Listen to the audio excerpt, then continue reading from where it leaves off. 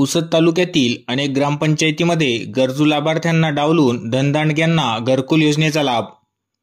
पुसद पंचायत समिती अंतर्गत येत असलेल्या तालुक्यातील 120 ग्रामपंचायतमध्ये नुकत्याच प्रधानमंत्री आवास योजनेच्या प्रपत्र ब घरकुल लाभार्थ्याच्या नावासह याद्या प्रसिद्ध झाल्या आहे।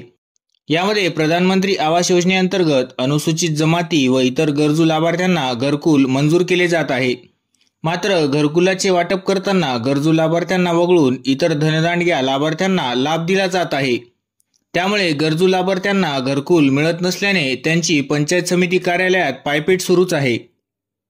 पण यानंतरही त्यांची पंचायत समिती प्रशासनाकडून दखल घेतली जात नसल्याने घरकुल लाभार्थ्यांना नाहक असा त्रास सहन करावा लागत आहे।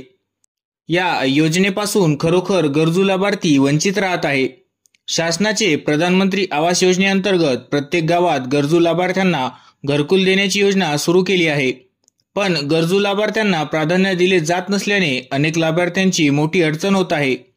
तालुक्यातील अनेक ग्रामपंचायतमध्ये सदनशील शेतकरी आदी लाभ घेतलेले लाभार्थी यांचेही नावे आहेत, तर काही कुटुंबातील नौकर वर्गाचे याच्यामध्ये नाव समाविष्ट केले आहे।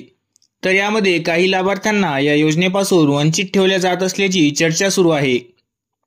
शासन स्तरावरून प्रधानमंत्री आवास योजनेतील प्रपत्र ब योजनेच्या लाभार्थ्यांच्या यादीची सखोल चौकशी केल्यास त्यामध्ये गरजू लाभार्थ्यांना डावलून अनेक धनदांडग्या लाभार्थ्यांना योजनेचा लाभ देण्यात येत असल्याचे मोठे घबाड उघड होणार आहे।